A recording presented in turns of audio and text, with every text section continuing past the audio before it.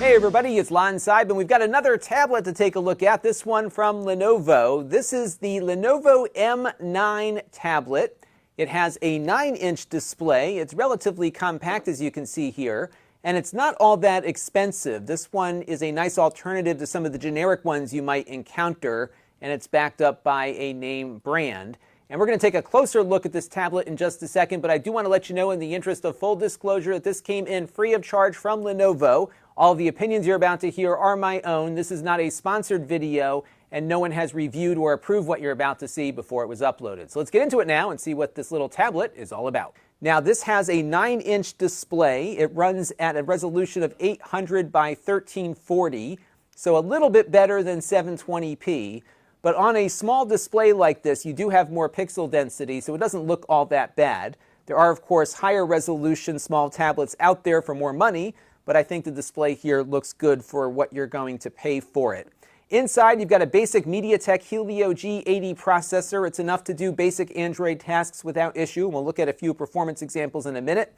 It has 3 gigabytes of RAM and 32 gigabytes of storage. It does, though, have an SD card slot, so you can add a little more storage to the mix. Now, it weighs 0.75 pounds or 344 grams. It's actually very nicely built for a low-cost tablet. You get a nice glass front here on the display, a nice metal back here on the tablet. It feels pretty classy, and all in, the industrial design here is pretty solid.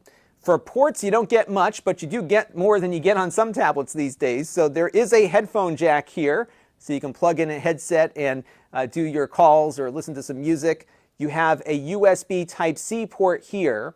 This is only, though, a USB 2.0 data speed port, so you're not going to get high-speed data transfers out of this, but you could plug in keyboards, mice, and other devices and have them work on this. This is also how you charge the tablet. It does not, though, support video output through that USB-C port, so you'll have to use a Chromecast or something for that. There are stereo speakers on here, one here on the bottom and the other here on the top. These, of course, work best when you are in landscape mode. The speakers actually surprise me. They don't sound all that bad, so you'll get decent audio quality just out of the speakers by themselves. But again, you've got the headphone jack, and of course, you can connect Bluetooth headphones to it as well. Here you've got your volume rocker and your power switch. It doesn't have a fingerprint reader, but it does have facial recognition, and when you lift the tablet up here and look at it, it will recognize your face and let you in without having to push any buttons. I know a lot of you will comment on the bezels here. They are a bit on the thicker side, but it does give a place for your thumb to rest so the screen doesn't get confused. I've noticed on a lot of these inexpensive Android tablets that if you have your thumb resting on the screen and try to scroll, things go south on you. Here, your thumb has a place to rest. So it does look a little dated perhaps, but I think there's some functional reason behind that. The cameras on this are not great. On the front here, you've got a 2-megapixel camera. It does okay for web conference calls. As you can see, the video quality is passable. It only shoots at 720p out of the front. The rear camera will shoot 8-megapixel photos. I guess good enough to send to somebody for a reference, but not for any kind of artistic endeavors.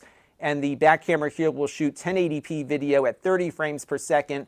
But again, not great video quality out of this, and certainly no stabilizer. So let's take a look now and see how this performs. We'll load up the Chrome browser here and jump over to the nasa.gov homepage. And as you can see, it does perform pretty well here for doing the basics like web browsing and email and some of the other basic tasks you might do on a tablet like this.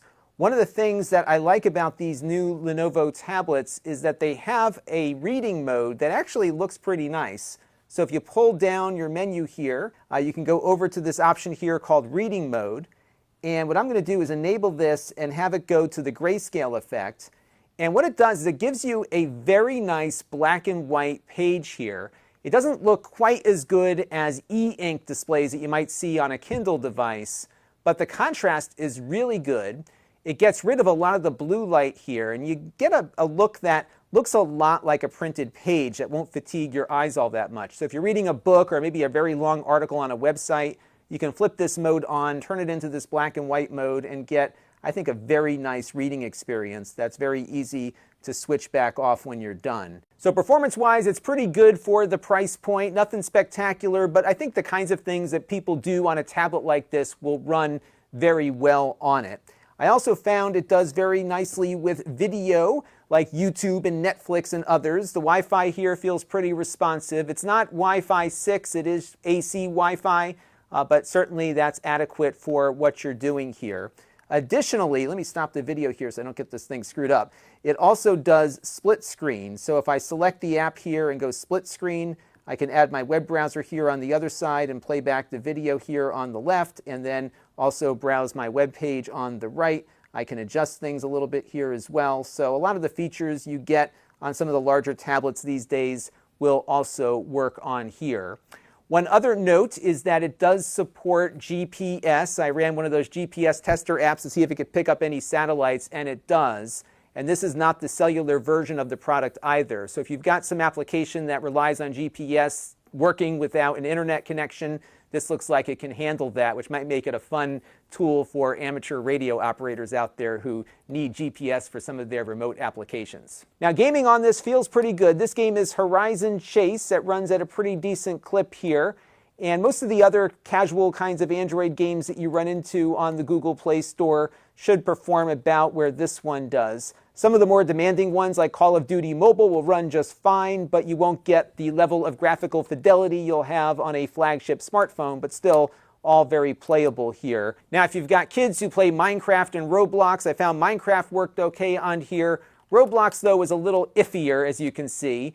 It does get a little bit laggy here, more than I'm comfortable recommending. So this is probably not a good Roblox device, but just about everything else should be pretty usable and playable on this little tablet. And on the 3D Mark Wildlife benchmark test, we got a score of 705. And although this puts this device at the bottom of the list for things that we've looked at recently, it's about where I expected it would come in at. One thing I want to note, though, especially if you've got kids that are playing Roblox, is to check out the 11-inch tablets from Amazon and Walmart. Those cost a little bit more than this one does, but they perform much better for games like Roblox, and that one might be the better choice for a kid who's playing some of those types of games on the device. This, though, is certainly more compact and better suited for some of the basic Android apps that most people run on a tablet like this one. Let's take a look now at game streaming. So this is the Xbox Cloud Gaming feature that's part of Game Pass Ultimate. And as you can see here, it looks and plays pretty great here, so I don't think you're going to have any trouble streaming games either from a computer on your home network or from one of these game streaming services. All looks pretty good here. Now, I know a lot of you are curious about the long-term support for a tablet like this, and I know many of you have probably bought tablets from name brands only to see it never get updated.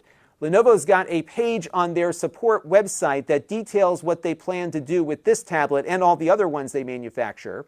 And right now, according to the table, this one is running Android 12, which I can confirm that it is, but it will get an Android 13 update by the third quarter of 2023, and it will receive security updates for just about 3 years until April 30th, 2026.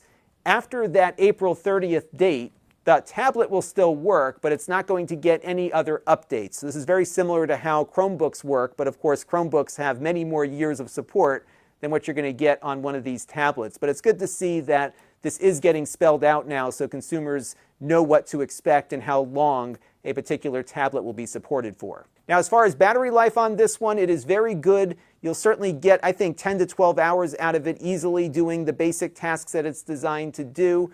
And I think you could probably squeeze a little bit more out of it if you keep the brightness down on the display. And altogether, it feels like a pretty nice little tablet here for the price, especially if you're looking for something compact and from a name brand. That's going to do it for now. Until next time, this is Lon Seidman. Thanks for watching.